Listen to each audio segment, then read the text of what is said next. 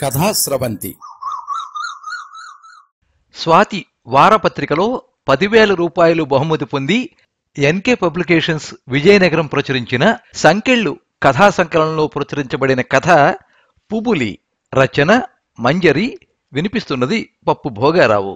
మంజరి గారి పేరు పాఠకులకు సుపరిచితం. వివిధ దిన వార మాసపత్రికల్లో మంజరి కథలు, సీరియల్స్ ప్రచురించబడ్డాయి. మంజరి గారిలోని విశిష్టత ఎలాంటి డొంక తిరుగుడు లేకుండా సూటిగా చెప్పగలగడం, పదాడంబరాలు లేకుండా వాడుక భాషలో రాయడం, నేల విడిచి సాము చెయ్యని పాత్రలు సృష్టించడం, మానవ సంబంధాల్ని ఉన్నతంగా చూపించడం.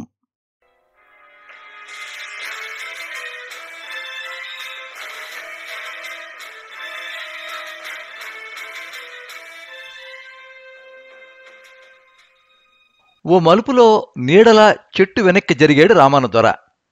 గ్రామస్తులు కనుమరుగయ్యేంతవరకు ఆగి చెవులు రిక్కించాడు. అడవంతా నిశ్శబ్దంగా ఉంది. అతను చెట్టుచాటు నుంచి బయటికి వచ్చి ఎడమపక్క తుప్పలకి అడ్డం పడి నడవసాగాడు. దిక్కులు చూడకుండా చకచక ముందుకు సాగిపోతున్నాడు.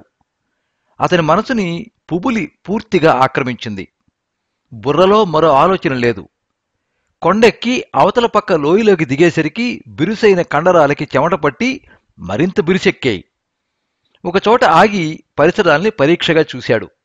ఎక్కడా ఎలాంటి అలికిడి లేదు. అక్కడ తానొక్కడే ఉన్నాననే భావం కలగలేదు అతనికి. ఓ రాయి వెనుక మోకరించి కూర్చున్నాడు. ఈటే విల్లు పక్కన పెట్టి 10 అడుగుల దూరంలో నీటి మడుగు వైపు దృష్టి సారించాడు. కొండ దిగువన లోయలో ఉందా మడుగు. దాని చుట్టూ జంతువులు సంచరించిన అడుగుజాడలున్నాయి. అడవి దట్టంగా ఉండడంతోనూ వేసవికాలం కావడంతోనూ దూర ప్రాంతాల నుండి కూడా జంతువులు దాహం తీర్చుకోవడానికి నిర్భయంగా వస్తాయి. అడవంతా గాలించి ఆ మడుగు కనిపెట్టాడతను. జంతువుల కాలి గుర్తుల్లో కణుజు అడుగుజాడలు గమనించాడు. 20 మంది మనుషులు కలిస్తే తప్ప ఎత్తలేని శరీరం గల జంతువు అది. దానిని వేటాడితే గూడానికి 3 రోజుల ఆహారం సరిపోతుంది. పుబులిని సొంతం చేసుకోవడానికి అతను ఎన్నుకున్న మార్గం అది. ఆకులు కదిలిన అలికిడికి చురుగ్గా అటు చూశాడు రామన్నదొర. తుప్పల మధ్య నుండి బయటికి వచ్చింది ముళ్లపంది ఒకటి. మడుగు సమీపించి నీళ్లు తాగబోతూ ఏదో ఉపద్రవం కనిపెట్టినట్టు జానడ పొడవున్న ముళ్ళు తెరచి కోరగా చూసింది. అది మనిషి వాసన పసిగట్టిందని గ్రహించి మరికొంచెం రాయి వెనక్కి జరిగాడతను. చిన్న చిన్న జంతువులను వేటాడి అక్కడ అలజడి సృష్టించే ఉద్దేశ్యం తనకి లేకపోవడంతో నిశ్శబ్దంగా చూస్తూ ఉండిపోయాడతను. కాసేపు పరిసరాలు పరికించి తన సందేహానికి కారణం కనిపించకపోవడంతో నీళ్లు తాగి తుప్పల్లోకి అదృశ్యమైందా ప్రాణి. క్రమంగా సూర్యుడు తలపైకి వచ్చాడు. ఎండ తాకిడి తీవ్రంగా ఉన్నా ఓపిగ్గా అప్రమత్తంగా వేచి ఉన్నాడు రామన్నదొర. వేటగాడికి సహనం అవసరమని వేటకెళ్లిన తొలినాళ్లలోనే తెలుసుకున్నాడు. ఇంతలో కుందేళ్ల మంద వచ్చింది. కాసేపు అటు ఇటు గెంతి మడుగులో మునిగి కడుపు నిండా నీళ్లు తాగి వెళ్ళిపోయింది. తను అక్కడ అలా నిరీక్షించడానికి కారణమైన సంఘటన చుట్టూ అతని ఆలోచనలు తిరగడం మొదలెట్టాయి. రామన్నదొర, రాజన్నదొర, పుబులి కొన్ని పొద్దుల తేడాతో పక్కపక్క ఇళ్లలో పుట్టిన పిల్లకాయలు. ఆ కోయిగూడెంలో 100 కుటుంబాలు కూడా ఉండవు. ఊహ తెలియని వయసు నుంచి ఆ ముగ్గురు కలిసి ఆడుకున్నారు. మట్టిలో పొర్లడం, వర్షంలో గెంతడం, గడ్డలో చేపలు పట్టడం కలిసే చేసేవారు. వయసు వచ్చాక పుబులి యువనేస్తాలతో పరాచికాలాడేది కానీ ఎవరిని దగ్గరకు రానివ్వలేదు. కోయదొరల కుటుంబాల్లో పడుచు చేతిని యువకుడు అందుకుని తన ఇంటికి తీసుకువెళ్లిపోవడం పెళ్లికి నాంది. పడుచుకి అంగీకారం అయితే తప్ప చెయ్యి అందించదు. తర్వాత పడుచు కుటుంబీకులు ఆ యువకుని ఇంటికి తగవుకు వెళ్తారు. తప్పు కింద గొర్రెపోతూ కడవతో విప్పసారా కొన్ని రూపాయలు పుచ్చుకుంటారు. పిదప ఆ జంటకి 2 కుటుంబాల వారు పెళ్లి చేస్తారు. కోయిగూడానికి ఉత్తరంగా చిక్కటి అడవిలో రాళ్ల మధ్య సన్నగా పారుతోంది ఒంటిగడ్డ. దాని ఒడ్డున కొమ్మలతో విస్తరించిన చెట్టు నుండి పసుపు రంగు పూలు రాలి ఒడ్డంతా పసుపు రంగు తివాచీ పరిచినట్టుగా ఉంది. ఆ పూల మధ్య కూర్చొని చెంగులోకి తాజా పూలు ఏరుతోంది పుబులి. రవిక లేకపోవడంతో పెద్ద దానిమ్మ పళ్లలాంటి వక్షాన్ని కోక చెంగు పూర్తిగా దాచలేకపోవడం వల్ల వాటి మానానవి కదులుతున్నాయి. ఆ దృశ్యాన్ని కాసేపు కళ్ళప్పగించి చూశాక అన్నాడు రామన్నదొర, ఇక్కడున్నావా? నీకోసం అడివంతా గాలిస్తున్నాను. ఎందుకో అతని గొంతు చిరపరిచితం కావడంతో తలెత్తకుండా అంది. అత్త దుంపలకి వెళ్ళిందట, నువ్వు వెంట పోయావని ఎవరో చెప్పారు. తీగలు పోల్తి పట్టి దుంపలు తవ్వడం నాకు రాదు, అందుకే వాళ్ళ కన్ను కొప్పి ఇటొచ్చాను. దుంపలు తవ్వడం రాకపోతే రేపు నీ పిల్లలకి ఏం పెడతావు? అడిగాడు రామన్న దొర. గూడెంలో మగాళ్లు పనులకు పోయాక ఆడవాళ్లు అడవికి వెళ్లి దుంపలు తవ్వుకొస్తారు. తల్లి తెచ్చే దుంపల కోసం పిల్లలు ఎదురు చూస్తూ ఉంటారు. నిప్పుల్లో కాల్చి దుంపల్ని తన పిల్లలకి పెడుతుంది తల్లి. రుచిగా ఉండే బలమైన ఆహారం అది. మొగుడుంటాడుగా, వాడు తెస్తాడు అని కిలకిలా నవ్వింది పుబులి. ఆ నవ్వుకి రామన్న దొర గుండెలు ఉప్పొంగాయి. మా ఇంటికి తీసుకుపోతాను, వచ్చేయకూడదు? నీకు నీ పిల్లలకి దుంపలకు లోటుండదు? అబ్బా ఆశ! ఆమె పూలు ఎరడం ముగించి చెంగు మూటలా ముడేసి వచ్చి రామన్న దొర కూర్చున్న రాయి మీద పక్కన కూర్చుంది. నేనంటే నీకిష్టం లేదా? అడిగాడతను. ఎన్నాళ్ల నుండో అడగాలనుకుంటున్న విషయం కావడంతో గుండెలు చిక్కబట్టుకుని. పువ్వులి తల వంచుకుంది. చెప్పు, మనిద్దరికీ ఈడొచ్చింది, వరస కూడా ఉంది అన్నాడు తిరిగి. అప్పుడు తల ఎత్తిందామె. నిజమే, కానీ రాజన్న దొర కూడా నీలాగే అడిగాడు. మీ ఇద్దరూ నాకు నచ్చిన, నేను ప్రేమించిన నేస్తాలు. అందులో ఎవరు తక్కువో ఎవరు ఎక్కువో తెలవదు నాకు. 7 వేటకు పోయినప్పుడు మీ ఇద్దరిలో ఎవరు పెద్ద జంతువుని కొడితే అతన్ని చేసుకుంటాను. గుండెల నిండా ఆశ్చర్యం చోటు చేసుకున్నది రామన్న దొరకి. తనలాగే రాజన్న దొర కూడా పువ్వులను ఇష్టపడుతున్నాడనే సంగతి అతనికి మొదటిసారి తెలిసింది. అతను అలా ఇష్టపడడంలో తప్పు లేదని కూడా అనిపించింది. ఓ అమ్మాయిని ఎంతమంది కోరుకున్నా అక్కడ మాత్రం ఆ పిల్ల ఇష్టమే చెల్లుబాటు అవుతుంది. వానాకాలం, చలికాలం జంతువుల వేట సాగదు. వేసవి వస్తే అంతా కూడబలుక్కుని గుంపులుగా విడిపోయి జంతువుల్ని కొడతారు. జంతువుల మాంసం సమృద్ధిగా దొరికేది వేసవిలోనే. వేటలేని దినాల కోసం మాంసం ఎండబెట్టి దాచుకునేది అప్పుడే. ఈసారి గుంపుతో కలిసి వేటాడితే ఉపయోగం ఉండదని రావణ దొరకి అర్థమైంది. అందుచేత తన ప్రయత్నం తను చేసుకోసాగాడు. రావణ దొరతో పోల్చితే రాజన్న దొరకి వేటలో ఎక్కువ అనుభవం ఉంది. మందు పెట్టి జంతువును కొట్టడంలో సిద్ధహస్తుడతను. రావణ దొర అదేమీ పట్టించుకోకుండా పొద్దున్నే అంబలి తాగి అడవిని గాలించడం మొదలుపెట్టాడు. ఎన్నడూ పోని ప్రదేశాలు కూడా తిరిగాడు. మరో వ్యాపకం పెట్టుకోకుండా పిచ్చి పట్టిన వాడికి మళ్ళీ సంచరించాడు. చివరిగా అతని దృష్టిలో పడింది ఆ మడుగు. దాని చుట్టూ జంతువుల కాలి గుర్తులు కనిపించాయి. వాటిలో కణుజు గుర్తు కూడా ఉంది. ఏం చెయ్యాలో నిశ్చయించుకుని ఆయుధాలు సిద్ధం చేసుకున్నాడు. హఠాత్తుగా పక్షులు అరుచుకుంటూ ఆకాశంలోకి ఎగిరిన చప్పుడికి ఆలోచనల నుండి బయటపడి అటు దృష్టి సారించాడు రామన్న దొర. ఏదో జంతువు అటుగా వస్తున్నదని గ్రహించి రాయి వెనక్కి జరిగి ఊపిరి బిగబట్టాడు. అతని గుండె ఉద్వేగంతో కొట్టుకోసాగింది. పొడవాటి తోక కదిలిస్తూ తీక్షణమైన కనులు కలిగిదిప్పుతూ అక్కడికి గర్వంగా వచ్చిందొక పులి. దాన్ని చూసి గుండె ఆగినంత పనైంది రామన్న దొరకి. ఆ మడుగు చుట్టూ ఉన్న జాడల్లో పులి సంచరించిన జాడలు లేవు. అందుకే ఒంటరిగా అక్కడికి వచ్చాడు. మరి ఇదెలా వచ్చింది? మడుగు చుట్టూ ఉన్న జాడల్ని తను సరిగ్గా చూడలేదా? లేక అది మడుగు దగ్గరికి మొదటిసారి వచ్చిందా? ఏమీ అర్థం కాలేదు అతనికి. ఒక్కసారిగా నరనరాన్ని అంతులేని భయం ఆక్రమించింది. నిలువెల్లా చెమటలు పట్టాయి. ఆ మడుగు దగ్గర మాటు వేసి తనెంత తప్పు చేశాడో తెలిసి వచ్చింది. పులి అక్కడికి వచ్చిందంటే మిగతా జంతువులు అటువైపు చూడవు. తను అనుకున్నట్టు కణుజుని కాదు కదా, కుందేలుని కూడా కొట్టలేనని అర్థమైంది. భయాన్ని అణుచుకోవడానికి ప్రయత్నిస్తూ బిత్తర చూపులతో చూడసాగాడు. పులిని వేటాడడం అంత తేలిక కాదు.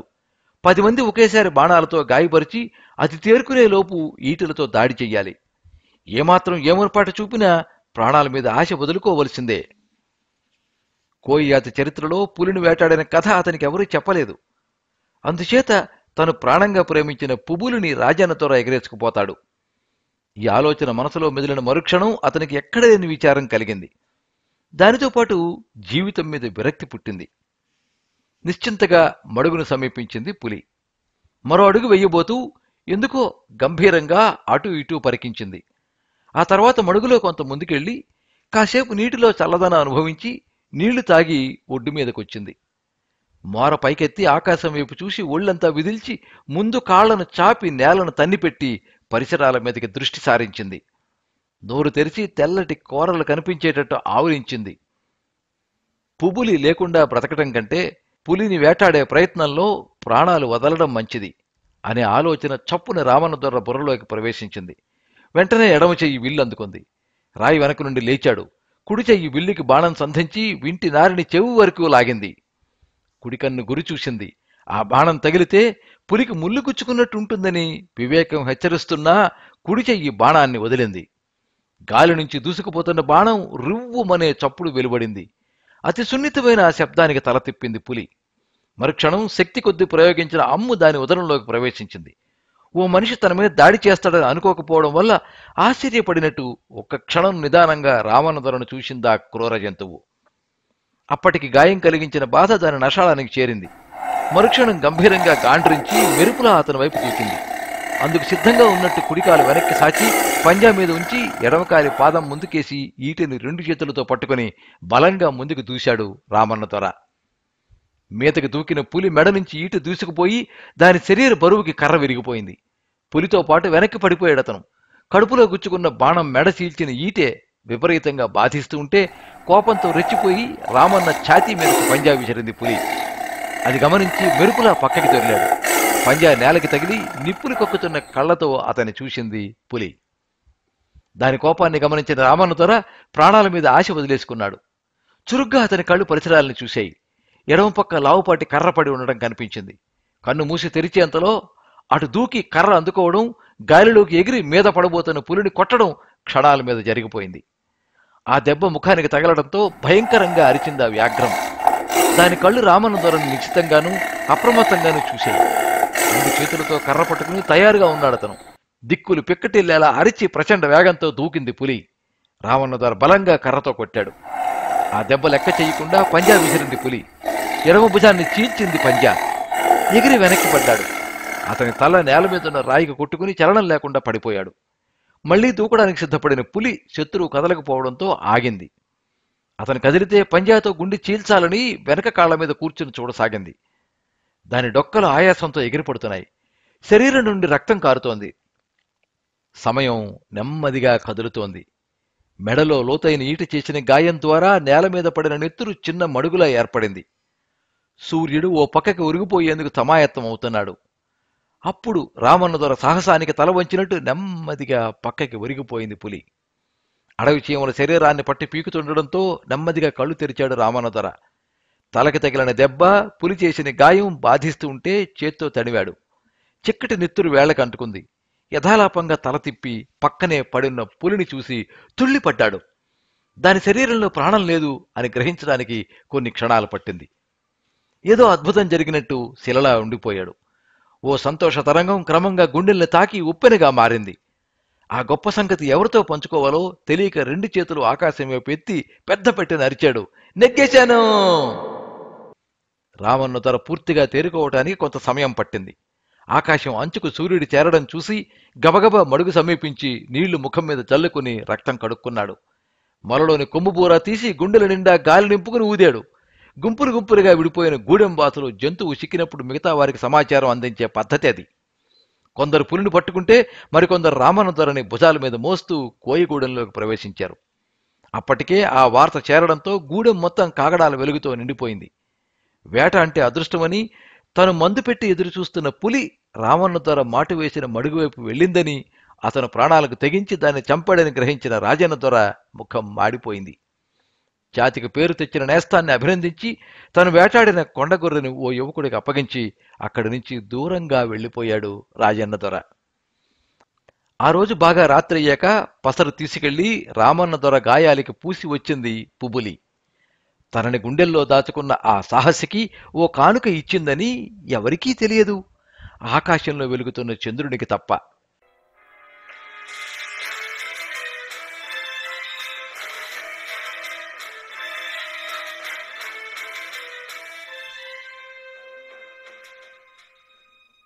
మీరింతవరకు పుబులి కథ విన్నారు.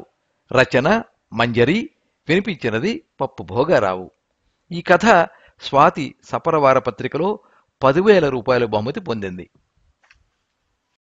ఈ కథ మీద మీ అమూల్యమైన అభిప్రాయాన్ని కింద కామెంట్ బాక్స్లో రాయండి. ఈ వీడియోని లైక్ చేయండి, మీ మిత్రులందరికీ షేర్ చేయండి. ఇలాంటి మరిన్ని మంచి కథలు వినిపించడానికి ఈ ఛానల్ని సబ్స్క్రైబ్ చేసుకోండి. పక్కనే ఉండే బెల్ ఐకాన్ని క్లిక్ చేస్తే ఇలా అప్లోడ్ చేసే వీడియోల వివరాలన్నీ కూడా మీకు ఎప్పటికప్పుడు నోటిఫికేషన్ ద్వారా తెలుస్తాయి. ఎప్పుడు మీ అభిమానాన్ని కోరుకునే పప్పు భోగారావు. సర్వే జనాః సుఖినో భవంతు. కథా స్రవంతి.